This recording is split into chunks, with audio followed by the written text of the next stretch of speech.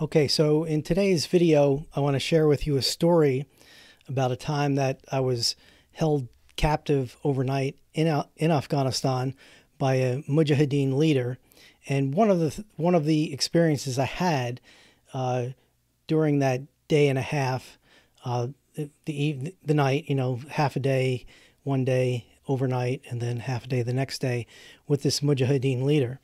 So what happened was I was with some friends, an American friend and four Afghan friends, and we were traveling through the mountains in northern Afghanistan. And I won't get into all the details of the story because I want to get to one main point of one of my experiences in speaking to this Mujahideen leader. So to make a long story short, we encroached on this Mujahideen outpost.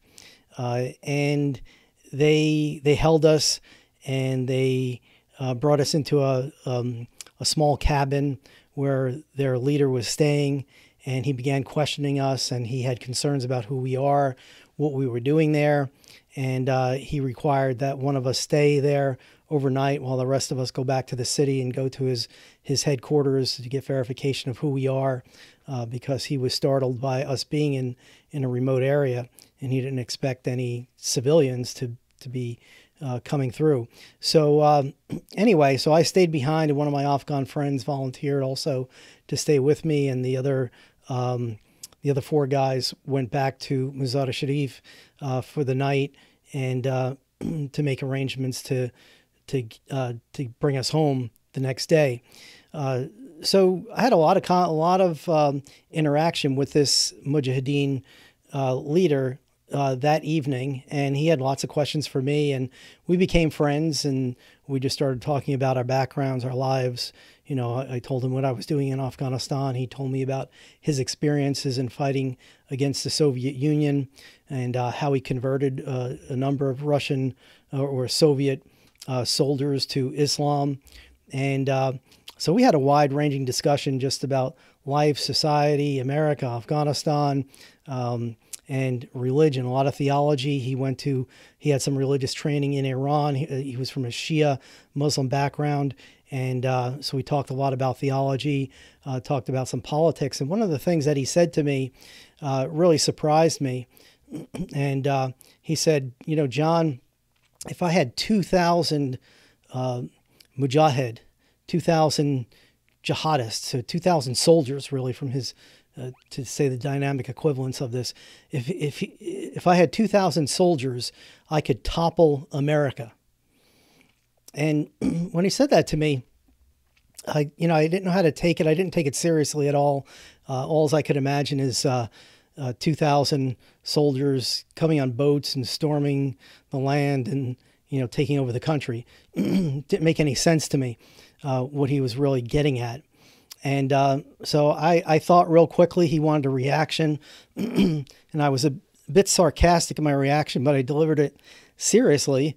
And I said to him, you're such a capable mujahid, such a capable warrior and fighter. You can probably topple America with 1,000 mujahideen. And it surprised him when I said that. And I tried to be serious, and I think he took it that way. And we just started bantering back and forth about war and fighting against the invaders of Afghanistan over history. And in his case, he really had a particular experience fighting the Soviets.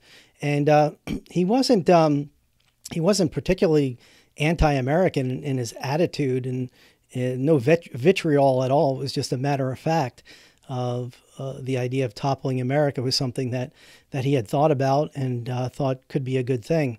And so there are two takeaways that I have from this experience with this guy. One is that as a Mujahideen leader who benefited greatly by America supporting the Mujahideen with weapons and arms and probably some training, to fight the Soviet Union, eventually leading to their withdrawal, and then eventually leading to the collapse of the communist government that they left behind. So that generation of Mujahideen leaders remembers the help that America gave to them at that time, but it didn't really particularly make them, freedom-loving Americans and, loving everything about America and what America does. But they did appreciate the help from America to fight against the Soviets.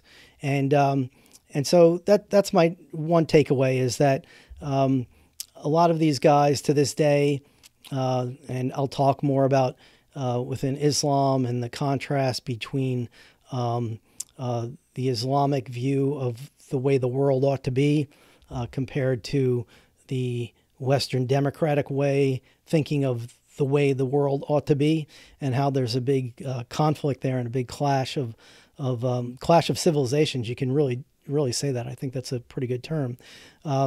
So my takeaway that I'm trying to get at is that these Muslim clerics and Mujahideen, they are not particularly pro-American, even though at any given time they may have a strong alliance with America on a battlefield or to accomplish a project or to do something. And these guys really do think and spend a lot of time, how can they make America collapse? Ultimately, they don't see America as a good thing, especially when they compare and contrast the values that America imports into their countries and their cultures, and the way of life that they live, and the way of life that America seems to want everybody else to live by. So these guys spend a lot of time thinking about how to topple America. And so the other takeaway that I had in this experience really didn't occur to me until a couple of years later during the 2020 presidential election, Al Gore versus George Bush. And if you remember, if you can remember, if you have a memory of that event, that was a very difficult election. There was uncertainty about the vote count, and it focused on the state of Florida, who couldn't seem to count the votes accurately. And it really was unknown for a period of time who was going to be the next president. And we had never experienced that before. And it was a time of great uncertainty. And it got me thinking, because of my experiences in Afghanistan, of how quickly a government can change. Now, of course, that election, what happened, and there was a transition of power. But it really got me thinking at that point that the changes that we see in other countries that occur suddenly, and a new government comes into play quickly, can happen in America. And that's what got me thinking about that. And I thought a lot about what this guy said to me. And then, of course, a year after that was September 11th, 2001. And, supposedly 19 hijackers did what they did. And I thought, well, if this guy that I met, if he had 1,000 Mujahideen or 2,000, which he would have preferred, I guess, what kind of turmoil can be caused that could really lead to a huge change in our government and our way of life and our political system. I think that's certainly within the realm of possibility. And my experiences in Afghanistan tell me that. This experience I've just shared with you, hanging out with this Mujahideen leader, is one of them. I've got many more stories of that night that I spent with that Mujahideen leader, and I may tell some more of those stories. But anyway, I just want to bring that to you so that you can really think. And I know at this time of our history in America, we're undergoing a lot of social change, a lot of turmoil, big divisions philosophically in our country, politically, and our viewpoints in the United States are so starkly contrasted in at least two directions, but there are many, many other factions as well. And there's other positions that people do take that don't fit neatly into that left-right divide or conservative liberal divide. There's many other points of view and factions, and bottom line is that things could change very quickly. And I hope that you think through before you engage in politically, especially if it's just a viewpoint where you're always right and the other person's always wrong. There's more to it than just that black and white. And anyway, so that's all I had to say about this story. I hope to be making more videos now in the next couple of weeks, and bring you more of my experiences. And then eventually we're going to transition out of exclusively Afghanistan stories into comparing and contrasting Islam and Christianity. So anyway, please leave any comments. If you have any questions about what I've shared, feel free to leave those comments, and I'll be glad to engage with you in a conversation and answer any questions that you might have.